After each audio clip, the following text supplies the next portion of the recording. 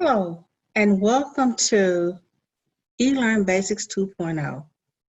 During this session, we'll be talking about the grade book. We'll be talking about content. We'll be talking about getting started module, and also about the welcome message on the landing page of the course. So as we talk about the welcome message, let's maneuver over to eLearn so that we can look at it more and have a better view of it. So this is my sandbox course, and as you notice, my course does not have a welcome message. It doesn't say, welcome, come on in to students. So as we think about creating a welcome message for students, let's think of us as a guest coming to your house.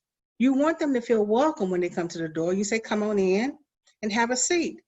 And I'm so glad you're here. So let's do that for students. So in order to create a welcome message on your landing page of your course, the first thing you will need to do is come to the communications area. See where my cursor is pointing. Click on the downward arrow beside communication and scroll down till you get to where it says news. Once you get to the news item, click there. When the page opens, you will see news. You'll see new item in a blue box. You'll see more actions in a kind of a grayish box, and below that you'll see a search bar. So to create a new message, the first thing you'll do is click on the new item icon.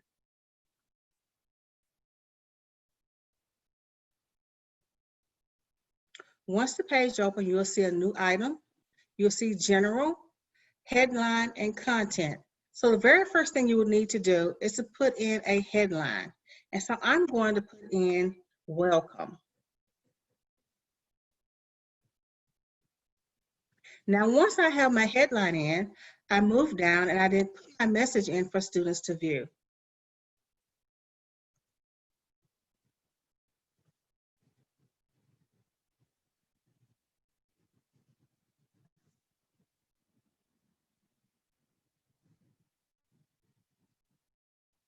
So I'm putting in, hello students, I am so glad that you are here.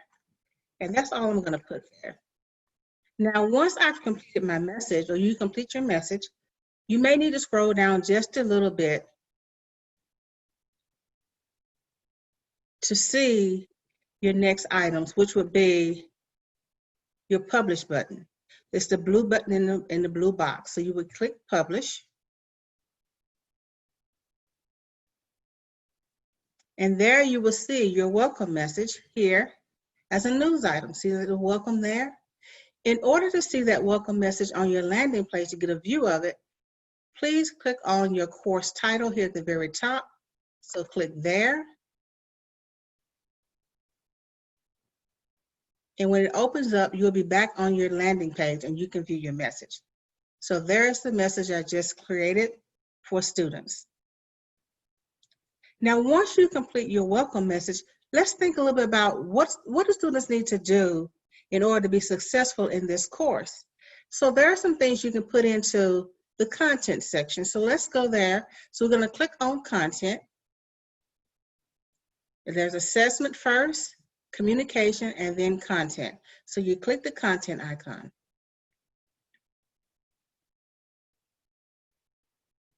And then you'll open up here. So the first thing you need to do is create a getting started module. You notice here that I've got some already created in my section. So in order for you to create a new module for your students, you just need to type in here what says add a module. So you would click there and then type in getting started. And then you will hit enter or return if you have a Mac. And then once you do that, you will see at the very top, it says getting started, add dates, restrictions, and new, add existing activities, and bulk edit. So what kind of things belong in your getting started module? So let's just look and see. So we talked a little bit about getting started. We've already moved past this point. So let's look. So one thing you can include there is a message from the instructor. It's important for students to have your contact information. So just in case something goes wrong or they have an issue, they'll know how to contact you. Then you'd have your syllabus in there. Then you have a course schedule. That course schedule may be separate or it may be attached to your syllabus. You have course expectations, student success guidelines, course technical information if that's necessary, an orientation to the course, and routine and expectations. So what do you expect your students to do? Do you expect them to send you an email? Do you expect them to read? So these are kind of things you need to put in your Getting Started module. So let's go back to our Getting Started module and let's put some of those things in. So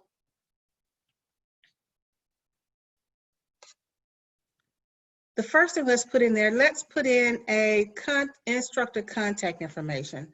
So in order to put that information in, you're going to come here where it says new. You're going to click the downward arrow here. And then once you click the arrow, you're going to create, hold up, I got a new thing here. Once you click the arrow, you're going to click create a file. So we'll let that open.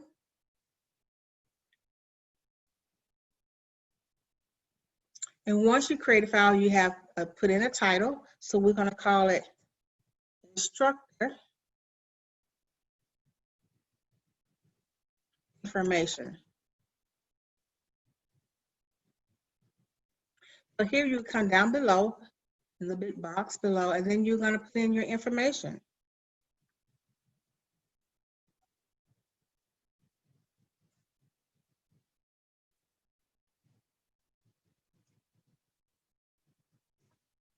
Just putting in my phone number here.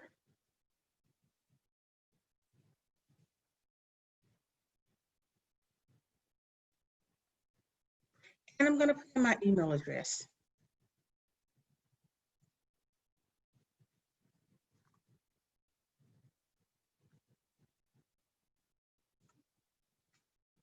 You may also want to put in your office hours if you have office hours.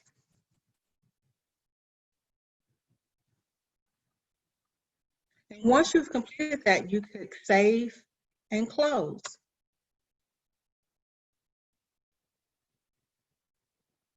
It's giving me a message because I already have one created, so you won't have that issue. That's only because I already have one in there. And so now you see my contact information. And so to get back to the page of the Getting Started module, see where it says Getting Started here across the top? So you're going to click there. And it takes you back to Getting Started. And there you can see my instructor information. I should put contact in there. So let's just edit that just a little bit. We're going to go back. So in order to edit it, let me show you what you need to do. See the downward arrow here beside instructor information? So I want you to click this arrow here. And then scroll up to where you see Edit HTML. You're going to click there. And when the page opens, you're going to come right up here in the title, and I'm going to put contact. And I'm going to hit Save and Close.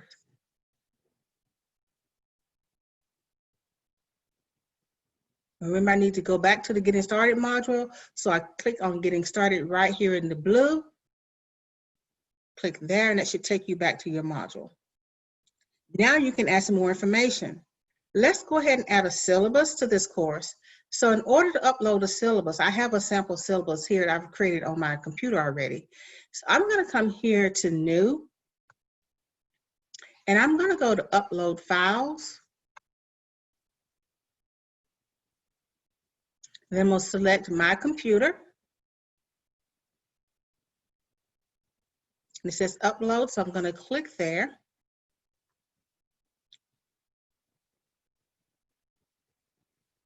And I'm going to scroll up because it's in my documents. So I'm going to click on my documents.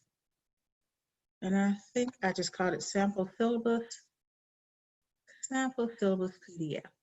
There it is. So I'm going to click Open first. You notice the ad is open, but I'm not going to click the ad first. I'm going to click the Open first. And then there it is. It's uploaded here in this box. See what says Sample Syllabus PDF? Now you put Add.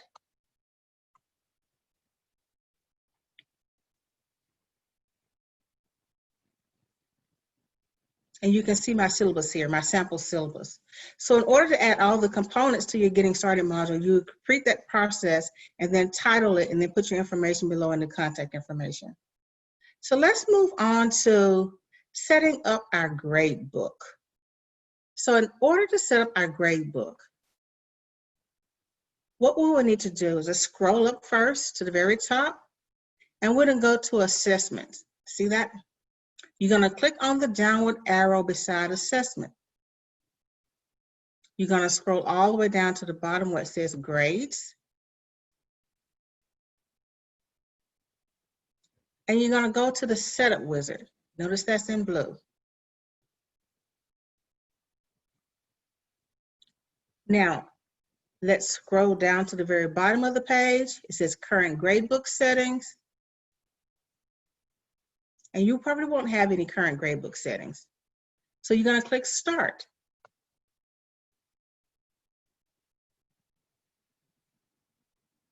You see step 1, choosing a grading system. I normally choose points, but you can choose weighted if you like. So I have points already selected for me. Or you can have a formula if you'd like. Then click Continue.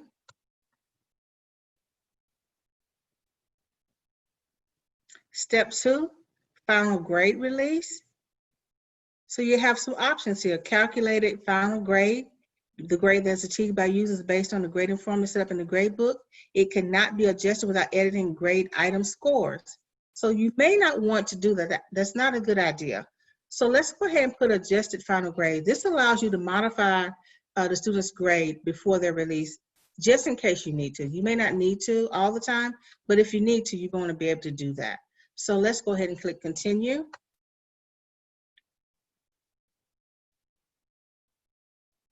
Step 3, grade calculations. So you can choose to drop ungraded items, or you can treat ungraded items as 0, which I choose to select treat ungraded items as 0, and to automatically keep final grade updated. So I'm going to click Continue.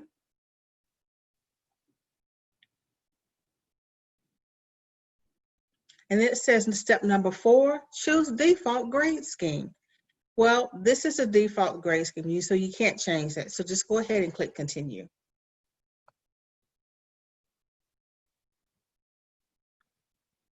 Then in step 5, managing view display options, number of decimal places to display. I choose 2. You can have more than 2 if you'd like. So I'm going to click Continue.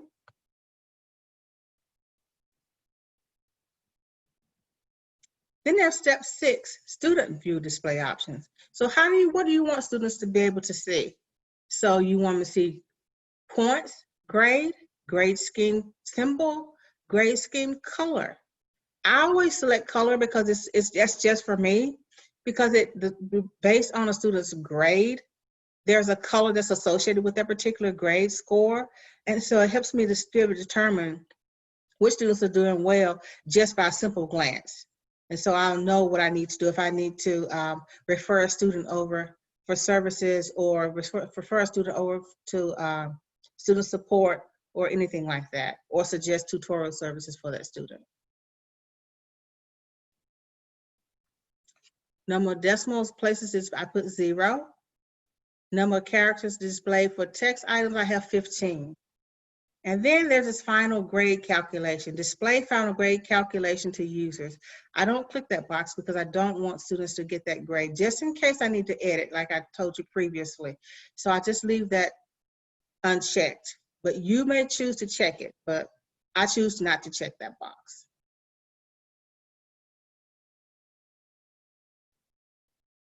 Step 7, grade setup summary. So now you can view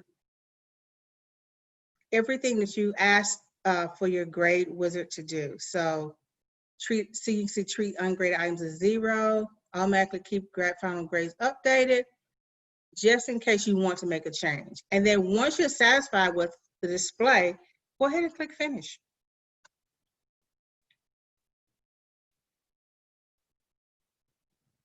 And then you will come to a screen like this says Grade Options.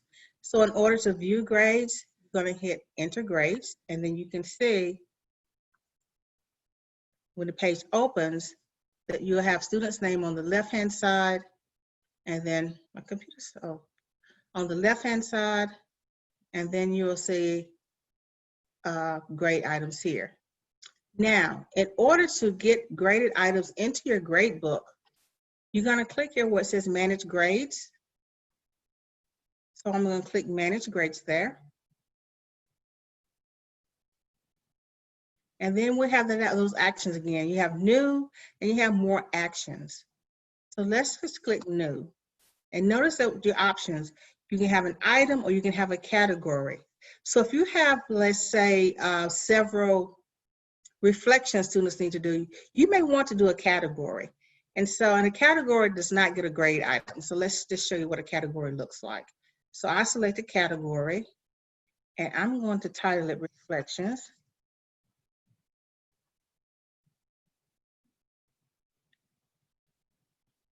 And then it wants to know how many points. I don't want to exclude it. So this exclude from final grade calculation. Let's say if you had some tests you want students to take, practice tests, but you don't want them calculated into the student's grade. So you can click that button and it won't be calculated into the grade.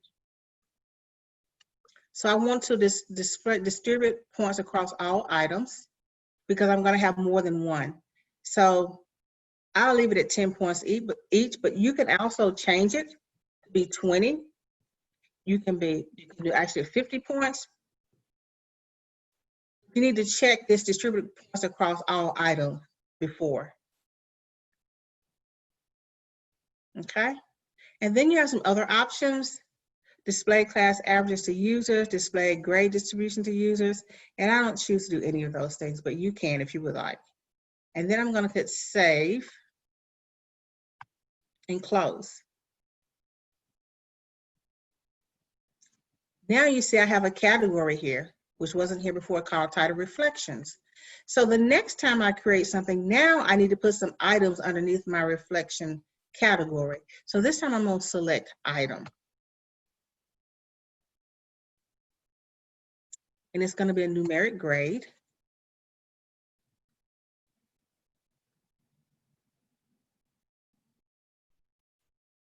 And so I have to title it, and it's going to be Reflection 1.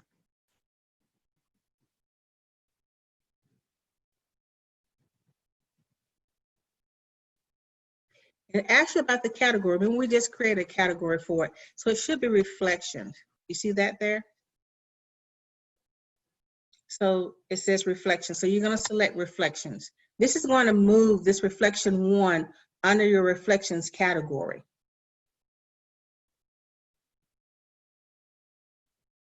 And you don't even need to do anything to this because you already set it up under the category. And I'm going to click Save and Close. Notice how my reflection number 1 now is underneath my category titled Reflection. So I have Reflection 1.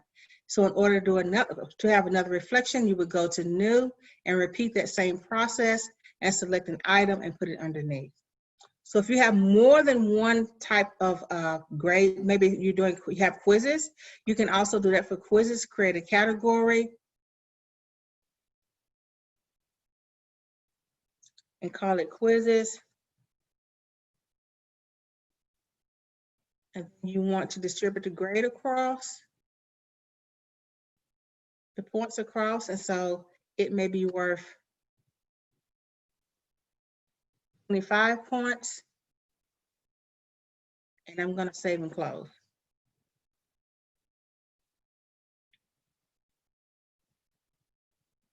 So now I have two categories. I have reflections and I have quizzes, but my quizzes, notice it does not have any items underneath.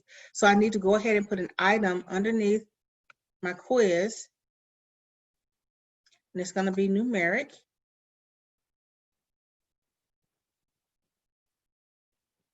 And I can call it quiz 1.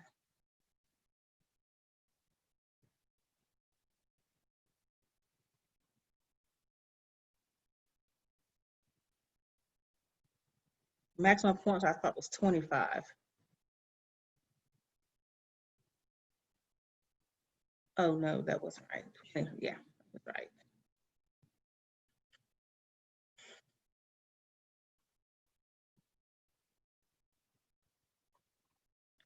I need to give it a category. I forgot to give it a category. So there's quizzes. That's the reason why I didn't have 25 in there. So did you notice that when I didn't select a category, I'm going to go back to none. And when I scroll down for my grading, notice I don't have any grades in there. It has maximum points. But when I scroll back up, I'm going to change this category from none to quizzes. And we're going to scroll down again, and you see 25 maximum points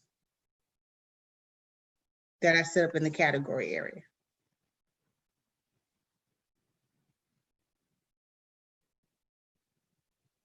Let's scroll up. Let's look at the restrictions here.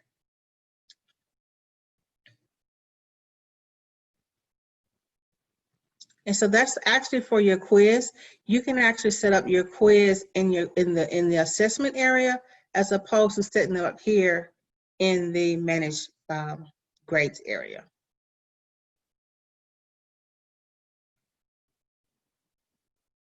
We're just going to give it a start date as an end date, and we're going to display in the calendar, and I'm going to save and close.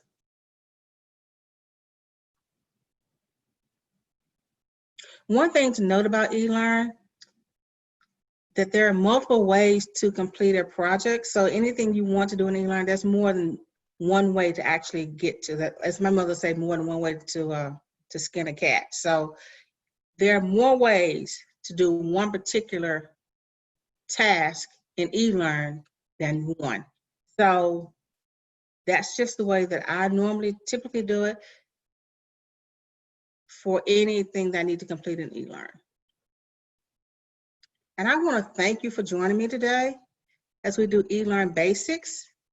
And I hope this video was very helpful for you and very beneficial for you thinking about things you may want to put in eLearn, especially whether you teach your course remotely or online. If you teach online, you're required to have a Getting Started module. But when we teach remotely, you're not required to have that Getting Started module. But I want to really encourage you to think about adding that Getting Started module to your course, because it's going to benefit students, because the syllabus should be there. You'll have what can students do to be successful in your course. You'll have your contact information there. I think it's going to make students feel welcome, and then know that this is not a course where they're kind of like out there by themselves, but it makes them feel supported in a way that maybe just taking this class remotely may not give to them. So we're all about student support and helping them to feel that they can be successful and earn their degree. Do you have any questions for me? If you have any questions, feel free to contact me. I'm Deborah Bellamy, instructional designer for Global TSU Global Online. And thank you very, very much.